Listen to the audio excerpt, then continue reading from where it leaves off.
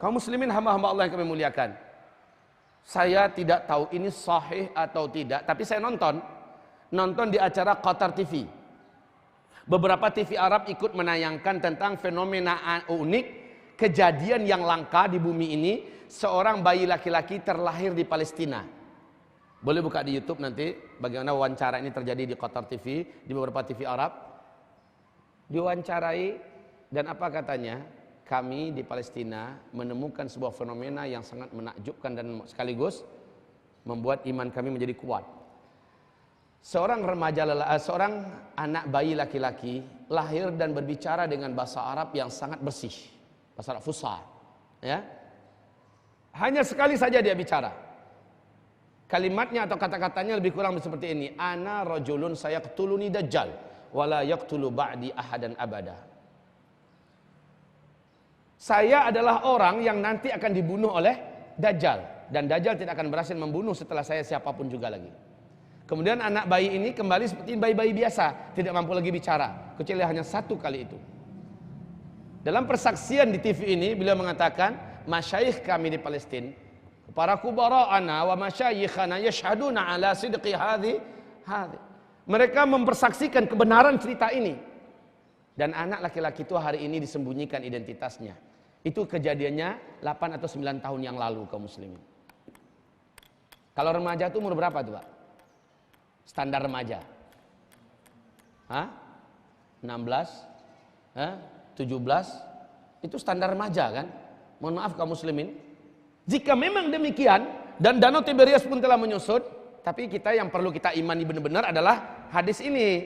Karena hadis ini sahih Muslim. Kalau yang tadi bisa jadi orang Arab itu ngarang-ngarang cerita.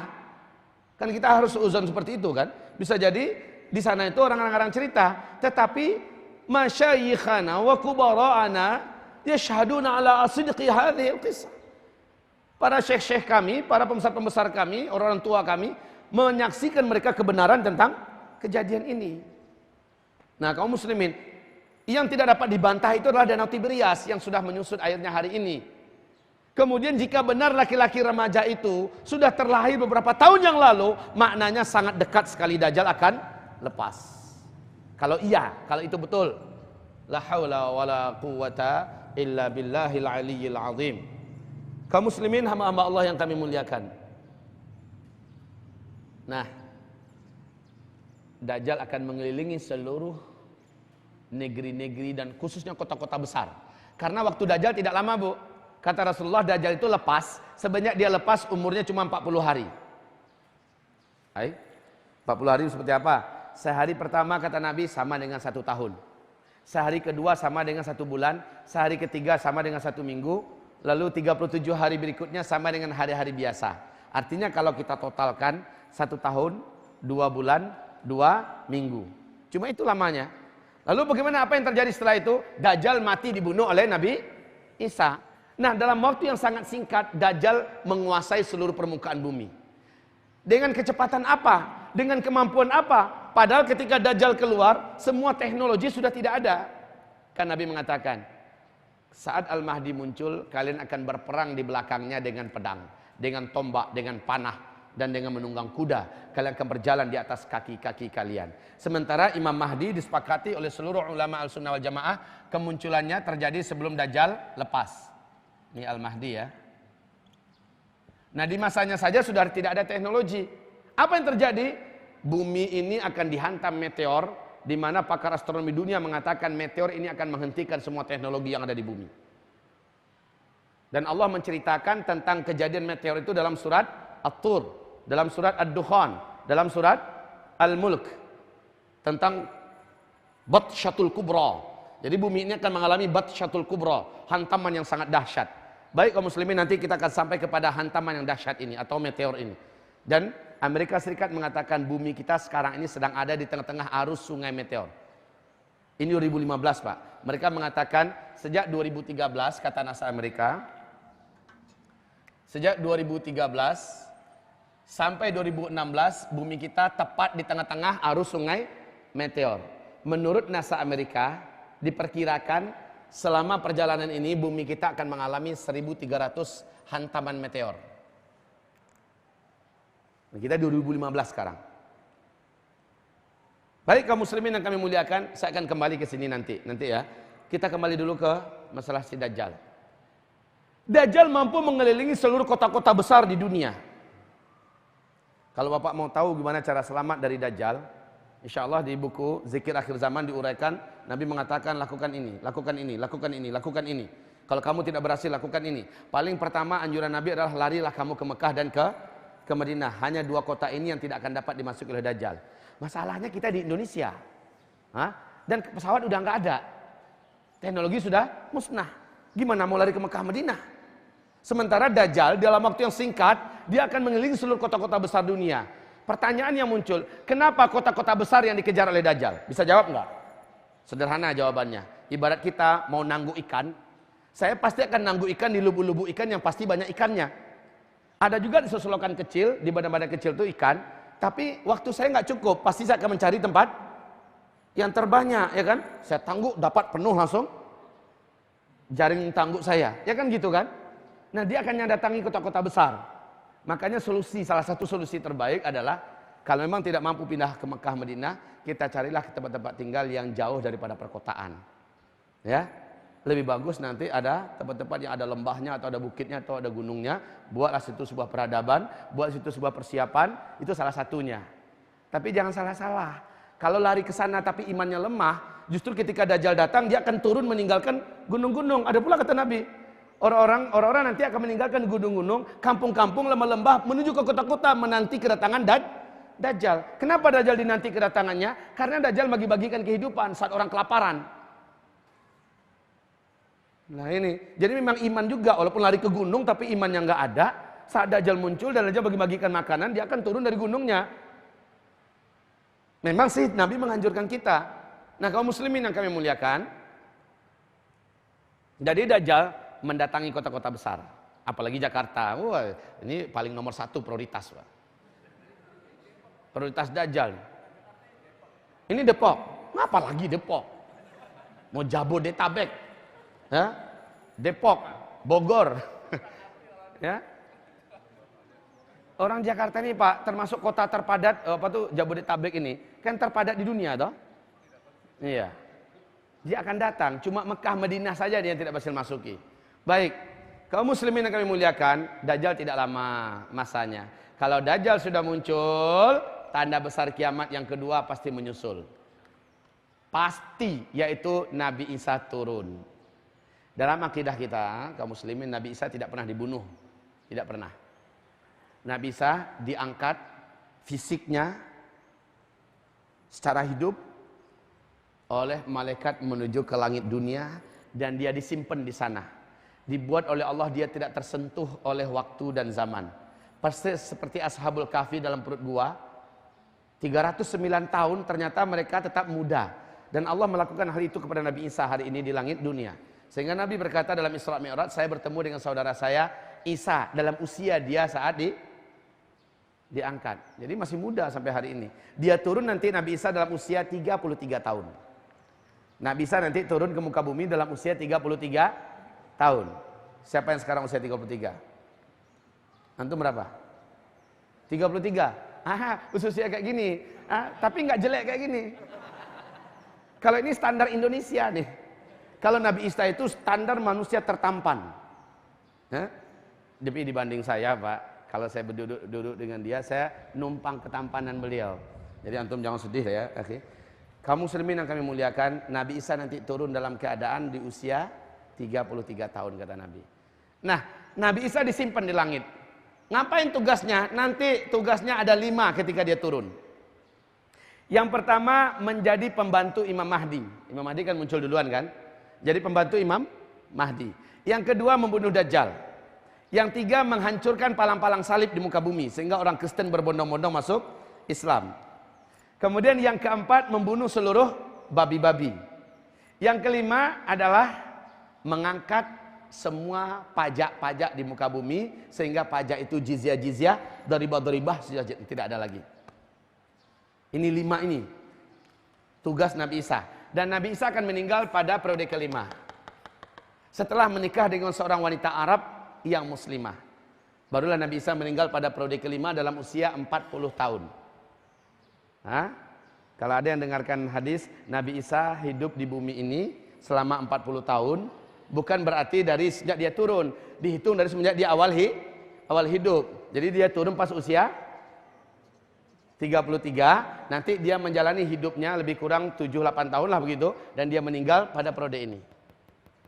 Sebagaimana Al-Mahdi yang memimpin periode kelima ini, beliau juga meninggal pada masa ini nanti. Lalu digantikan setelahnya oleh Al-Qahtani. Supaya jelas kaum muslimin. Baik, saya kembali. Dajjal, tanda-tanda keluarnya sudah sangat nyata kaum muslimin. Sudah sangat nyata. Setelah Dajjal berhasil mengumpulkan sebanyak-banyaknya pengikut di muka bumi ini, Dajjal kembali mengepung Mekah, Madinah, dan ternyata gagal. Lalu dia mengepung Imam Mahdi yang saat itu ada di Damaskus. Nabi mengatakan Al-Mahdi terkurung di sebuah masjid berhari-hari bermalam-malam bersama orang-orang beriman. Karena Imam Mahdi tak mampu melawan Dajjal. Dajjal itu Pak, di samping dia sendiri sangat perkasa, memiliki kekuatan yang tidak ada manusia yang punya. Di belakangnya ada bala tentara tak terkalahkan, yaitu Yahudi Asfahan, berjumlah 70.000 orang. Dajjal ini punya bala tentara yang tak terkalahkan, yaitu 70.000 orang. Sementara pasukan Imam Mahdi saat itu hanya ribuan saja lagi. Dan mereka sudah panjang dalam pertarungan yang banyak. Ya, sudah sangat lelah gitu kan. Nah, tapi mereka tidak pernah mundur, hanya mereka terkepung di masjid di Damaskus, kata Nabi. Saat malam hari waktu subuh masuk, maka kumandang subuh pun dia dikumandangkan. Al-Mahdi memerintahkan qomat. Maka beliau maju ke depan untuk mengimami. Tiba-tiba seluruh mata kaum muslimin yang ada, hari itu sudah tidak ada listrik kaum muslimin. Perlu diketahui, karena listrik bahagian daripada teknologi. Dan teknologi di masa Imam Mahdi sudah musnah.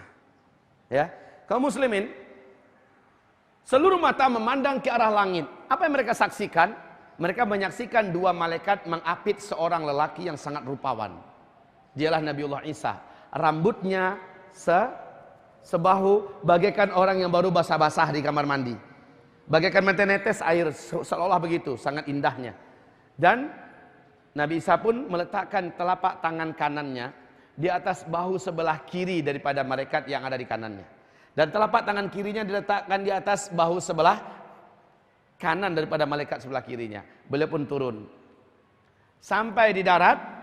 Orang-orang beriman sudah tahu memang saatnya Nabi Isa harus sudah turun.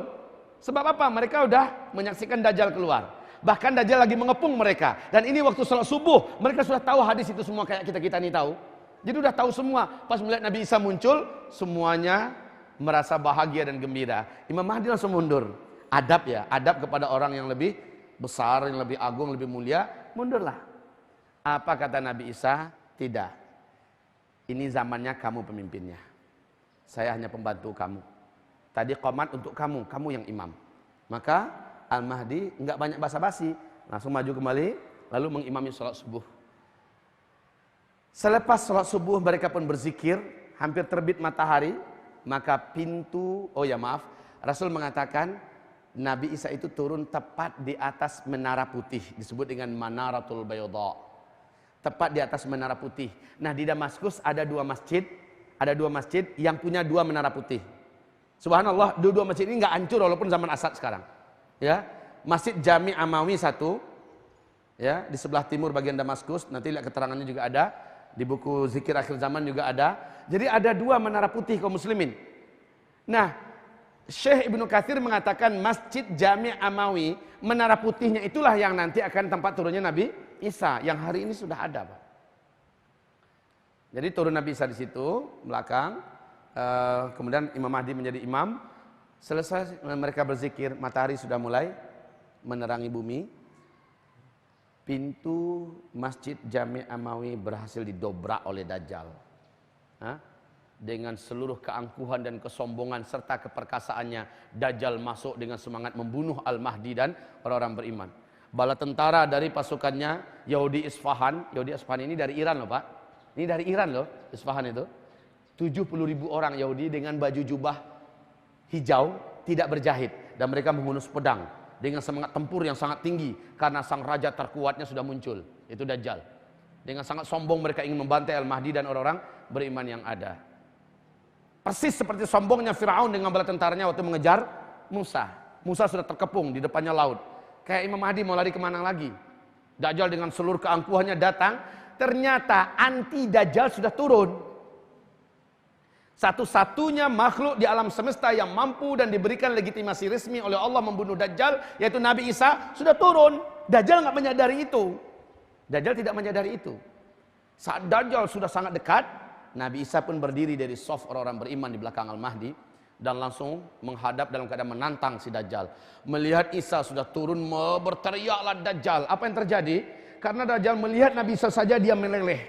Bagaikan lilin Pak yang meleleh karena panggangan api. Rasul mengatakan seperti garam yang meleleh dimasukkan ke dalam air. Meleleh Pak, meleleh. Kalaulah Dajjal tetap berdiri di tempat itu, kata Nabi, lantai masjid itu pasti akan berserakan cairan Dajjal. Dan Dajjal habis. Meleleh. Tapi Dajjal langsung lari. Dengan kemampuan yang tinggi dia lari ke sebelah timur. Nabi Isa sudah nunggu di situ, di sebelah timur. Lari ke sebelah barat, ke ufuk barat. Nabi Isa sudah menunggu di ufuk barat. Terakhir dia lari ke Palestina, tempat di pintu Lut. Dan Nabi Isa langsung menghunjamkan tombak itu. Ya, langsung dihunjamkan tombak itu ke tubuh si Dajjal. Maka menjeritlah Dajjal. Inilah kematian terparah dan terberat yang dialami oleh makhluk yang hidup. Jadi kaum muslimin, setelah itu lumuran darah ini dari Palestina dengan secepat kilat Nabi Isa sudah bergabung kembali dengan Imam Mahdi dan memperlihatkan kepada bala tentara Al-Mahdi. Termasuk orang Yahudi Asfahan tadi. Si Dajjal sudah mati. Ini dia. Maka penuh semangat dan penuh iman bertakbirlah orang-orang beriman. Sementara orang-orang Yahudi Asfahan yang 70.000 orang itu hilang semangat tempurnya. Hilang semangatnya sama sekali. Mereka tinggalkan senjata-senjata mereka. Mereka lari menyelamatkan diri kemana-mana. Berserakan kemana-mana kaum muslimin. Mereka bersembunyi di balik batu. Bersembunyi di balik dinding. Bersembunyi di balik pohon. Masuk ke dalam lubang-lubang. Kemanapun mereka bersembunyi, kata Rasulullah, benda-benda saat itu, tempat mereka bersembunyi akan berbicara dengan seizin Allah. Dalam sejarah kan banyak benda-benda yang bisa berbicara kan. Ya? Seperti dua bukit berbicara ketika Nabi dan para sahabatnya berjalan dan seluruh sahabat mendengarkan perbincangan dua bukit ini. Bahwa lembah mereka dilalui oleh orang terbaik. Seperti berbicaranya batu-batu krekel yang dilewati oleh Nabi Daud. Hai Daud, ambillah saya, jadikan saya untuk senjata kamu. Ya kan? Dan sebagainya. Nah pada akhir zaman, batu-batu, pohon-pohon, dinding, tebing, apa saja, di mana saja orang Yahudi bersembunyi, bicara nanti. Apa kalimat mereka? Ya Muslim, hadza Yahudiyun warai, ta'ala faqtulhu. Hai Muslim, sini, ada orang Yahudi sembunyi di belakang saya. Ta'ala, khudhu faqtulhu, tangkap dia, bunuh. Maka tidak dapat sembunyi orang Yahudi kemana saja, kecuali illal gharqad, kecuali pohon gharqad. Fa innaha syajarul yahud, sesungguhnya gharqad itu adalah pohonnya orang Yahudi. Gharqad itu adalah pohonnya orang Yahudi. Tahukah kaum muslimin, 11 tahun yang lalu Rabi Yahudi telah memerintahkan pemerintahan Israel untuk menanam 2 juta batang pohon gharqad di tanah yang sangat subur. Dan sekarang pohon itu sudah setinggi 9 sampai 15 meter ketinggiannya. 2 juta batang pohon, Pak. Sementara di perjalanan berikutnya saya dengar mereka nambah lagi sekian ribu. Kenapa begitu? Ternyata saya baca di Taurat, Pak. Mereka juga percaya pohon gharqad adalah pohon akhir zaman. Pohon yang akan berpihak dalam perang akhir zamannya orang Yahudi. Mereka tanam. Dan pohon itu sekarang udah besar-besar, Pak. Udah siap untuk melindungi manusia bersembunyi di belakangnya. Masya Allah, kaum muslimin. Illal gharqad, hanya pohon gharqad saja yang tersisa yang tidak akan berbicara. Dan Yahudi tahu mereka sembunyi ke belakang itu. Cuma kan orang beriman udah bocor duluan masalah ini kan. Udah tahu kemana mereka sembunyi. Maka mereka lari ke orang-orang beriman dengan senjata mereka mengejar ke kebun yang sangat luas dari kebun gharqad. Dilihat ada Yahudi, ketemu bacok, mati. Ya, dilihat lagi kayak orang cari kutu, Pak, ketemu kan. Sembunyi di sini, mati. Sembunyi, habis seluruhnya. Maka tidak ada lagi Yahudi di muka bumi. Satu ekor pun tak tersisa. Nasrani pun akhirnya setelah Dajjal terbunuh, ya, Nasrani akhirnya diajak oleh Nabi Isa berbondong-bondong masuk Islam. Jadi kaum muslimin, ini yang pertama Dajjal, yang kedua Nabi Isa, yang ketiga adalah Ya'juj dan Ma'juj. Ya'juj dan kaum muslimin, supaya saya tidak banyak menghabiskan waktu menceritakan satu persatu, ini saja bisa menghabiskan waktu kita seharian loh. Jadi saya lewatkan saja dengan sangat cepat. Ya'juj Ma'juj muncul. Siapa lagi Ya'juj Ma'juj?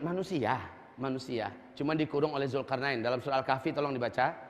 Mereka akan muncul nanti dalam jumlah yang mampu menutupi seluruh gurun Sahara Jazirah Arab. Saking banyaknya jumlah mereka, Pak. Seluruh gurun Sahara yang begitu luasnya, padang luas, mereka banyak jumlahnya. Beranak pinak. Jadi mereka di balik tembok yang dibangun oleh Zulkarnain beranak pinak dan mereka tidak termakan oleh usia, nggak mati-mati. Sementara mereka merasakan masih sebentar. Ya, persis seperti Nabi Isa di langit. Merasa sebentar saja. Tapi mereka beranak pinak, banyak. Senjata mereka waktu dikurung dulu manual. Ketika mereka lepas, manusia pada masa dia lepas ini juga sudah bersenjata manual. Jadi dia tidak merasakan ada perubahan apa-apa. Ini ya. Nah, kaum muslimin, Ya'juj dan Ma'juj Allah binasakan. Singkatnya begitu saja, Allah binasakan. Maka masuklah manusia pada periode kelima. Ini adalah yang tanda yang keempat ini disebut dengan masa saya singkat aja begitu, masa-masa aman. Inilah khilafah Islamiyah yang terakhir yang dijanjikan oleh Rasulullah dalam hadis tadi. Di penghujung hadis Nabi mengatakan, "Tsumma sakata." Setelah Nabi mengatakan khilafah ini akan kembali digenggam oleh orang Islam, ta'ummul arda, seluruh muka bumi ini akan tunduk dalam pemerintahan Islam seluruhnya. Kalau di masa dulu ini baru 2/3 Pak bumi ini. Kalau di masa yang terakhir nanti seluruh bumi akan tunduk dalam khilafah Islamiyah. Tsumma sakat. Lalu Nabi diam. Ini adalah isyarat tidak ada lagi orang Islam setelah itu. Enggak ada lagi yang perlu diceritakan tentang orang Islam, udah habis. Lah, kaum muslimin yang kami muliakan, ini adalah fase khilafah yang terakhir. Tahu enggak Bapak Ibu? Ada yang dengarkan ceramahnya Ustadz Bakhtir Nasir tidak?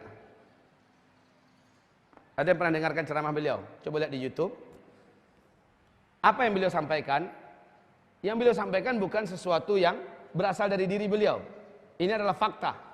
Dan ini adalah sesuatu yang telah diungkapkan dalam majalah-majalah besar dunia. CIA, Badan Intelijen Resmi Amerika Serikat, mereka mengatakan, dan ini tidak dapat untuk disembunyikan, bahwa 2020 bumi ini akan kembali ke dalam pangkuan peradaban baru, yaitu peradaban Islam, khilafah Islamiyah. 2020 puncaknya nanti adalah 2025.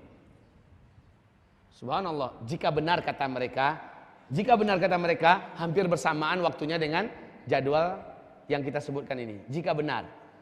Dan ternyata analisa serta keputusan CIA ini mereka nggak sendirian. Badan intelijen dari Rusia pun menyatakan pernyataan yang sama. 2020 ke atas Islam sudah kembali menggenggam dunia, khilafah sudah kembali tegak. Lihat apa yang dilakukan Raja Salman sekarang ini. Kita tidak tahu apa yang terjadi. Mereka sudah mulai mandiri. Mereka tidak lagi bergantung pada Barat. Mereka tidak bergantung pada Amerika dan tidak pada PBB. Mulai menyatukan kekuatan-kekuatan Islam. Kita tidak tahu apa yang akan terjadi di masa-masa yang akan datang. Tetapi sudah digambarkan kaum muslimin. Dan Allah menyebutkan dalam surat An-Nur ayat 55 ini pasti terjadi. Kondisi yang sangat menakutkan umat Islam akan berubah 180 derajat Celcius pada masa kelima. Pada masa kelima ini kaum muslimin, Nabi mengatakan tidak lama, hanya 7 tahun saja kata Nabi. 7 tahun saja. Ternyata di hadis yang lain mengatakan antara 8 atau 9 tahun. Berarti kalau disimpulkan Nabi memperkirakan 7 atau 8 atau 9 tahun saja masa di periode kelima ini. Lalu habis seluruh Islam meninggal dunia. Paham kaum muslimin? Paham Pak? Masa periode kelima itu tidak lama. 7 atau 8 atau 9 tahun saja. Allah jadikan masa ini berakhir dengan wafatnya seluruh orang Islam. Padahal di puncak-puncak kejayaan Islam. Agama yang ada di bumi cuma 2 saja, Islam dan kafir. Itu saja lagi. Ahlul kitab sudah tidak ada. Di sini tidak ada lagi perang sama sekali. Dan jumlah laki-laki pada masa ini dibandingkan jumlah wanita, satu laki-laki 50 jumlah wanita. Kok bisa? Kita akan saksikan di sini. Menjelang Al-Mahdi muncul dan setelah Al-Mahdi muncul, banyak sekali kematian laki-laki terjadi kaum muslimin. Dan itu adalah fase kita. Ini fase kita sekarang. Sebentar lagi kita akan menyaksikan. Apalagi lepasnya Ya'juj dan Ma'juj. Banyak manusia-manusia di bumi ini yang dibantai oleh Ya'juj dan Ma'juj. Baik kaum muslimin, satu laki-laki 50 wanita. Mungkin Bapak pernah baca hadis bahwa tidaklah terjadi kiamat sampai jumlah laki-laki satu berbanding 50 jumlah wanita. Pada masa ini tidak ada perang. Kehidupan betul-betul makmur, subur. Tanam-tanaman semena menjadi, jazirah Arab menghijau. Sungai-sungainya kembali berair kaum muslimin. Syekh Su'ud Syuraim berpidato, berkhutbah dalam salat Jumat, dalam khutbah Jumatnya mengatakan tentang salju yang turun jazirah Arab, yang turun di Tabuk. Ini adalah pertanda tentang dekatnya kiamat. Beliau mengatakan begitu. Tidak lama lagi berarti jazirah Arab akan mengalirkan sungai. Lalu gurun Sahara akan kembali menghijau. Karena tidak ada negeri yang ditimbun oleh salju, melainkan tanah itu kembali menjadi hidup dan kembali menjadi subur. Dan ini sekarang sudah Allah perlihatkan kaum muslimin. Wahai hamba-hamba Allah yang kami muliakan, pada masa ini emas akan berserakan, betul-betul sangat jaya. Manusia sangat kaya, makmur semakmur-makmurnya. Bahkan binatang buas sekalipun bermain-main dengan anak bayi dan tidak akan menggigitnya, tidak akan menerkamnya. Bahkan wanita seorang diri pada masa itu, kata Nabi, berjalan kaki seorang diri dari Hadramaut. Mana Hadramaut? Di Yaman. Berjalan kaki siang dan malam menuju ke Masjidil Haram di Makkah. Ngapain? Melaksanakan ibadah haji. Lalu dia tanpa muhram, pulangnya juga berjalan kaki siang dan malam sampai kembali di Hadramaut aman, tidak ada yang mengganggunya. Tidak ada pembunuh, tidak ada pemberkosa, tidak ada perampok, tidak ada, betul-betul aman hidup pada masa itu. Jadi hadis itu tidak boleh dijadikan sebagai dalil asal aman. Kami wanita sudah boleh. Yang dimaksud aman dengan hadis ini adalah pada periode kali memang laki-laki nggak ada. Itu masalahnya. Itu masalahnya. Bapak-bapak ini insya Allah udah di alam barzakh. Apalagi yang muda-muda kayak gini. Saya yakin muda-muda kayak gini pas huru-hara macam gini, saya yakin paling di depan nih insya Allah Ta'ala. Paling di depan untuk menentukan masa-masa depan kita. Baik kaum muslimin yang kami muliakan, Nabi mengatakan pada masa ini tidak ada sedekah yang mau diterima oleh orang. Pada masa ini tidak ada sedekah karena orang udah kaya-kaya semua. Bahkan seorang tetangga datang kepada tetangganya membawakan emas penuh 2 genggam tangannya. Lalu datang, "Pak, ini sedekah saya." "Wah, apa nih?" "Emas, terimalah Pak." Kalau kita sekarang Pak dapat cincin aja 1. Waduh, ini orang paling baik di dunia, kamu gitu Pak ya. Pasti nggak nolak, betul nggak Pak? Lah nanti 2 genggam datang membawa ke tetangga. Dan tetangga menolak, "Waduh, terima kasih banyak. Di belakang ada 3 karung, mau diapakan?" Saking makmurnya, saking suburnya, ya saking kayanya. Dan orang juga udah yakin, udah mau kiamat juga untuk apa? Untuk emas-emas yang banyak. Udah masa itu sudah nggak ada lagi gila dengan dunia, cinta pada dunia, apalagi lagi mau poligami segala macam, nggak kepikiran lagi Pak. Orang udah berpikiran hanya untuk memperbanyak amal soleh. Ini udah masa-masa sangat, ya. Jadi ibu-ibu juga nggak kepikiran mau bersuami pada masa ini. Wallahu alam, saya rasa tidak. Kenapa? Udah sangat yakin udah mau kiamat ini. Ya. Jadi Bapak Ibu yang kami muliakan, kita kembali di sini ya. Pada masa ini akan terjadi 4 tanda besar kiamat. Ya memang startnya di masa-masa aman dengan ditandai. Jadi pertanyaan Bapak tadi, tanda daripada akhir periode keempat adalah terbunuhnya Ya'juj dan Ma'juj. Seluruh Ya'juj dan Ma'juj di muka bumi ini habis. Maka masuk langsung periode kelima. Itu jawabannya Pak ya. Nah, baik. Periode kelima ini akan terjadi 4 tanda besar kiamat. Yang keempatnya adalah khilafah langsung. Yang kelimanya matahari terbit MTB. Matahari terbit dari sebelah barat. Dalam Sahih Muslim, fisik matahari yang menerangi bumi kita saat ini yang betul-betul dipanggil oleh Allah lalu sujud di bawah arasy. Kalian di bumi akan mengalami malam yang sangat panjang dan kalian merasakan bagikan 3 malam yang berturut-turut. Ya, besoknya matahari terbit di sebelah barat, maka tidak ada tobat lagi yang diterima, tidak lagi pernyataan Islam yang akan diterima oleh Allah Subhanahu wa taala. Begitu, Pak. Ya. Nah, setelah matahari terbit, esoknya Wa ghadihi, muncullah binatang raksasa dari dalam perut bumi yang mempunyai banyak kaki. Dan binatang ini dapat berbicara dengan bahasa manusia. Dalam hadis yang sahih Nabi mengatakan dia membawa tongkat Nabi Musa dan cincin Nabi Sulaiman. Manusia tersisa sedikit yang ada di bumi akan didatangi oleh binatang itu. Lalu kalau orang kafir, diketoknya kepalanya dengan ujung tongkat Nabi Musa, menghitamlah wajahnya, menjadi buruk rupanya. Sementara orang beriman yang dijumpai oleh binatang itu, maka diusapkannya atau disentuhkannya cincin Sulaiman ke wajah orang ini, maka putihlah wajah orang tersebut dan menjadi bercahaya.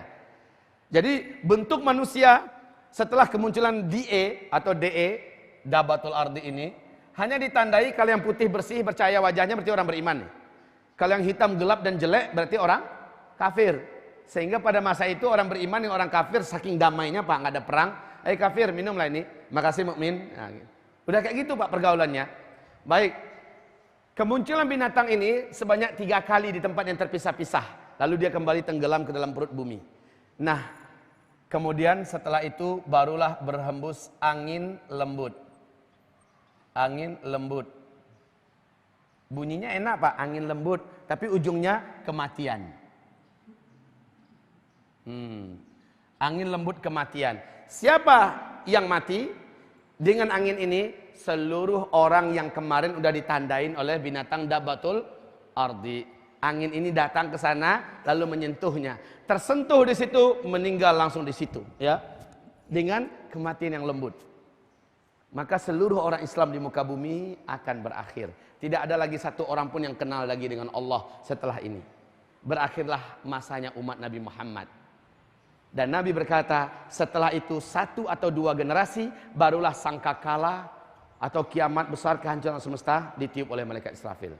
1 atau 2 generasi. 1 generasi dalam hitungan ilmu sosial adalah 25 tahun.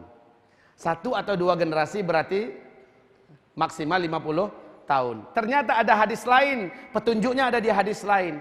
Dalam hadis lain Nabi mengatakan, selama di bumi ini masih ada 1 orang saja yang dapat melafazkan kalimat Allah, yang masih beriman dengan Allah. Walaupun hanya 1 orang saja, Allah masih akan tunda kiamat 40 tahun lagi. Pernah dengar nggak di sini? Pernah dengar kan? Allah masih akan tunda kiamat 40 tahun lagi. Artinya, orang terakhir yang melafazkan kalimat Allah itu ternyata meninggal pada tanda besar kiamat yang ke-7. Faham Bapak Ibu? Maknanya apa? Setelah ini kalau dicocokkan dengan hadis 40 tahun lagi. Masuk nggak 1 atau 2 generasi itu? Masuk kan? Ya. Artinya setelah ini adalah 40 tahun. Demikian hadis Nabi SAW, barulah kiamat. Apa tanda besar kiamat yang ke-8? Penenggelaman bumi sebelah timur. Jadi kalau ini bumi, dibelah 2. Yang timur itu ini Pak. Australia, Indonesia, Timur Leste, Filipina, Malaysia, terus India, Jepang dan sebagainya, Rusia, ini timur. Tenggelam seluruhnya, patah-patah dan masuk ke dalam laut. Kemudian tanda besar kiamat yang ke-9, jadi ini timur, tenggelamnya bumi sebelah timur. Ini tenggelamnya bumi sebelah barat. Penenggelaman bumi sebelah barat ini dia. Amerika, benua Afrika, benua Eropa, seluruhnya tenggelam masuk ke dalam. Jadi yang tersisa saat itu apa? Yang tersisa hanyalah Jazirah Arab dan Syam. Ini Jazirah Arab Pak. Ini Syam. Hanya ini yang tersisa. Yang lain sudah tenggelam. Maka yang ke-10 adalah munculnya api raksasa dari dalam perut atau dalam bumi Yaman. Lagi-lagi Yaman. Munculnya api raksasa. Yaman itu mana? Kalau dilihat ini, maka Yaman itu posisinya di sini. Kalau Bapak lihat petanya ya, Yaman itu adalah bagian ujung daripada yang masih ada. Keluar api raksasa di sini. Semua manusia yang hidup ini akan digiring secara paksa oleh api ini. Jadi api ini terus menyambar ke sana kemari, kemudian mereka lari ke arah Syam. Saat seluruh manusia sudah berkumpul seluruhnya di Syam, barulah terjadi kiamat. Nanti temukan ada hadisnya, banyak ketemu itu. Saya ringkas ini semuanya dengan secepat ini. Kaum muslimin, sekarang ini berita besar untuk Bapak Ibu semua. Saya sebenarnya juga merasa tidak nyaman menyampaikan ini, tapi gimana, wong fakta kok. Silakan buka di YouTube fenomena alam yang ada di Yaman pada hari ini, ya. Yaitu ada sebuah daratan di negeri Yaman hari ini mengeluarkan asap, Pak, berasap dari dalam perut tanah, dari dalam perut buminya. Berasap di sana, berasap di sini, kayak di lumpur Sidoarjo gitu, berasap sana berasap.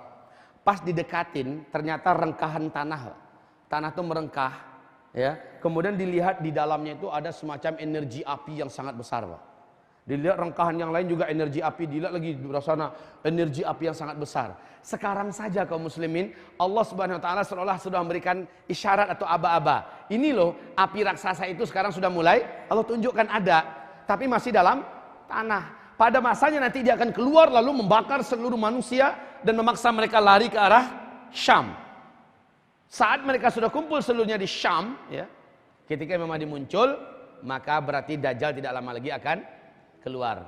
Oke, kaum muslimin, sekarang pembahasan kita adalah ciri-ciri kedatangan Al-Mahdi. Nah, yang paling berat pembahasan kita nanti adalah berkenaan tentang musnahnya teknologi karena bumi mengalami hantaman meteor. Ini yang paling terberat pembahasan kita. Meteor. Setelah meteor ini, kejadian berikutnya adalah dukhan. Nah, setelah itu kehidupan di muka bumi ini betul-betul berat, betul-betul berat, ya, sangat-sangat berat. Disinilah banyak orang-orang yang berguguran. Sementara banyak jumlah manusia yang mati di muka bumi ini secara global.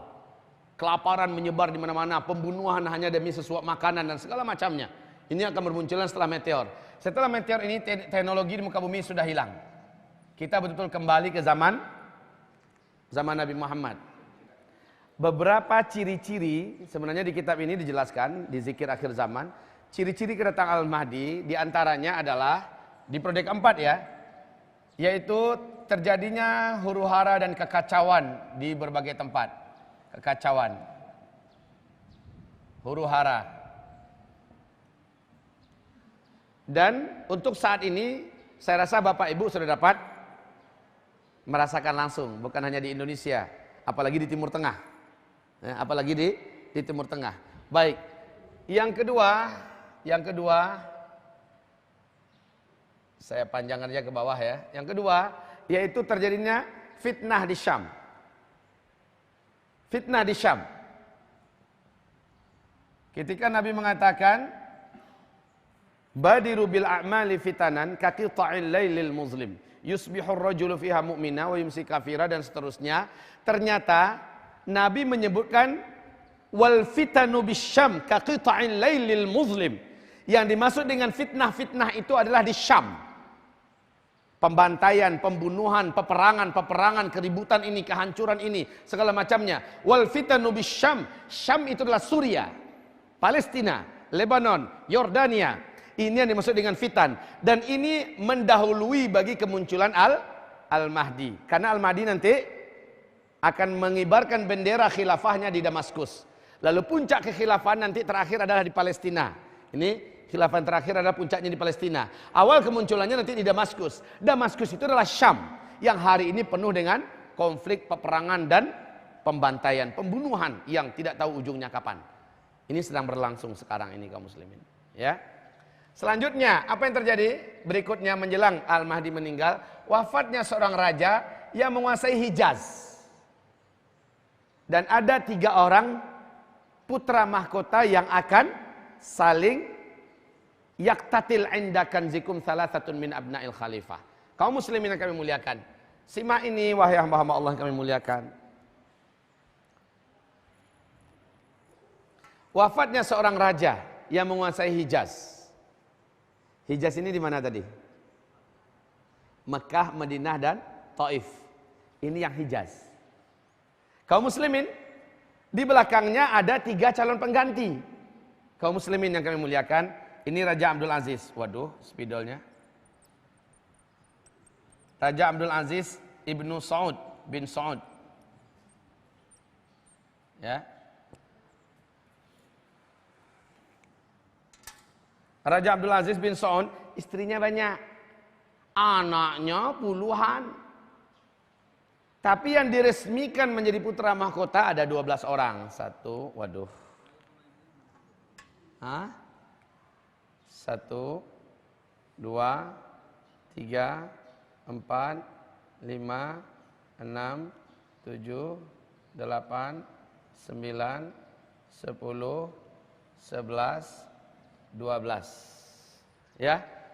Apa kata Raja Abdul Aziz semasa dia hidup? Apa kata beliau semasa beliau hidup? Tidak boleh menjadi raja para cucu-cucu selama putra-putraku masih hidup. Makanya ini sudah menjadi budaya di kerajaan Arab Saudi. Walaupun lain-lain ibu, apabila ini sudah meninggal, ini jadi raja dulu kan, pangeran ini. Ketika meninggal, langsung pangeran yang sebelahnya menggantikan. Nggak boleh anaknya. Nah, meninggal juga pangeran yang ini, pangeran sebelahnya menggantikan. Nah, ini para putra mahkota ini semuanya. Sekarang anggap saja ada. Meninggal digantikan oleh berikutnya, meninggal digantikan oleh berikutnya, meninggal digantikan oleh berikutnya. Dan yang terakhir kemarin itu menurut urutannya ya, ini raja 1 2, ini Raja Abdullah, ini Raja Abdullah. Waduh, betul-betul. Ini Raja Abdullah. Nah, ini kaum muslimin. Ini urutannya ya, ini Mukrin.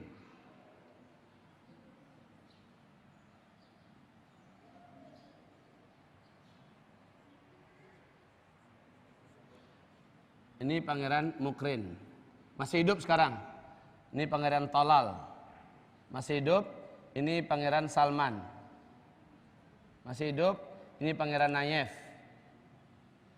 Ini Pangeran Sultan. Ini Pangeran Abdullah. Ini Pangeran Fahad. Ya. Oh ya. Alhamdulillah sekali datang langsung banyak. Ini semoga Allah beri pahala bagi yang sudah menyediakan ini dan sudah habis. Baik kaum muslimin, kita lihat dari sini sajalah. Raja Faisal, ya. Raja Faisal berakhir dengan dibunuh. Ya kan, dibunuh Raja Faisal. Kenapa dia dibunuh? Karena Raja Faisal termasuk Raja Saudi yang paling pemberani. Dia yang mengembargo Amerika Serikat selama 1 bulan sehingga kelimpungan ekonomi mereka hampir sekarat.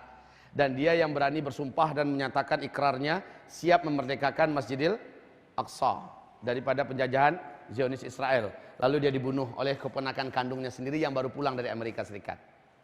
Kemudian langsung digantikan oleh Raja Fahad. Ya, Raja Khalid. Ya, setelah itu baru Fahad ya. Setelah Fahad baru Abdullah ya. Khalid.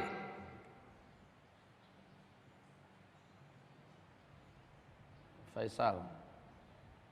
Nah, kaum muslimin, Fahad meninggal dunia, digantikan oleh pangeran sebelahnya, yaitu Raja Pangeran Abdullah. Nah, Pangeran Abdullah baru meninggal 9 Jumat yang lalu. 9 Jumat yang lalu. Dalam usia 90 tahun, dengan penyakit yang dihukum oleh medis internasional sebagai mati secara klinis. Ya. Jadi, beliau meninggal dunia. Sebelum beliau meninggal dunia, di 2008 ditetapkan bahwa putra mahkota setelah beliau ini ada 3 orang. Tahun 2008 ditetapkan Sultan Nayef Salman. Setelah Sultan, maka Nayef yang menjadi raja. Setelah Nayef, maka Salman lah yang menjadi raja.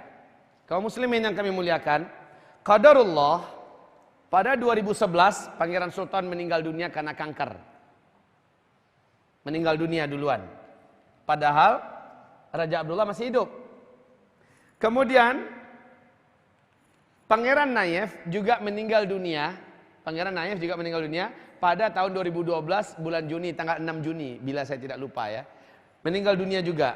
Maka ini juga meninggal. Yang tersisa adalah Salman, Talal dan Mukrin. 3 orang ini.